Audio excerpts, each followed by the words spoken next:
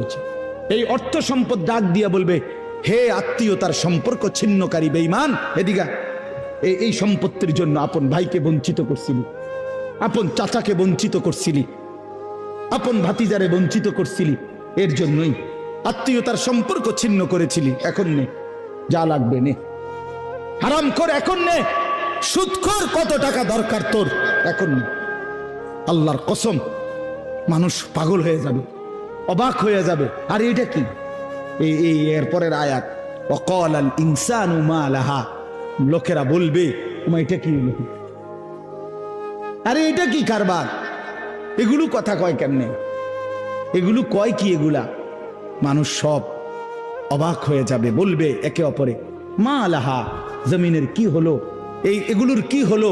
এগুলো কথা বলছে কেন? এগুলো কি বলতেছে? এগুলো অর্থাৎ কেউ তো কিছুই নিবে না, নিবে কিছু, কথা বলেন না কেন কারো কোনো? তো এবার আল্লাহ বলেন, ইয়াউমা ইদিন তুহাদ্দিসু আখবারাহা। আল্লাহ বলে, বান্দা, অর্থ সম্পদগুলো কথা বলছে দেখে অবাক হইলা? এখনো না দেখবা আসল খেলা? এখনো না দেখবা মেন খেলাটা? যে এখন দেখবা তোমার পায়ের নিচের জমিন, তোমার পুরা জিন্দেগির ভালো মন্দ সমস্ত কিছু তোমার সামনে আমি আল্লাহর সামনে বলে দিব। এখন শুনবে, এই জমিন তোমার ভালো মন্দ কথা বলবে। ইয়াউমা ইদিন তুহাদ্দিসু আখবারাহা।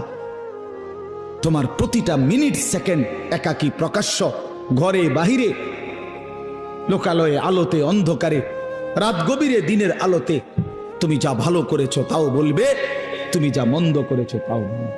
রাত গভীরে তাহাজ্জুদের নামাজ পড়ছিলা, এই জমিন এখন বলবে রাত গভীরে জিনা ব্যভিচার, মদের আড্ডা, জুয়ার আড্ডায়, নারীর আড্ডায় পড়েছিলা, এটাও এখন বলবে। শুনবে, এখন শুনবে।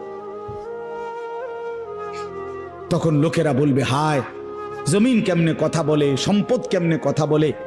তো আল্লাহ বলেন, বিআন্না রাব্বাকা আওহা লাহা, এজন্য বলে যেহেতু আল্লাহ তাআলা আদেশ করেছে। আল্লাহ আদেশ করলে তার গোটা সৃষ্টি কথা বলে। তাহলে মূলত জিহ্বায় কথা বলে না, আল্লাহ আদেশ করলে গোশতের এই টুকরাটা কথা বলে। নাহলে যেই লোক, আপনারা কোনো বোবা দেখছেন? কথা বলেন না। বোবা মানুষ দেখছেন কখনো?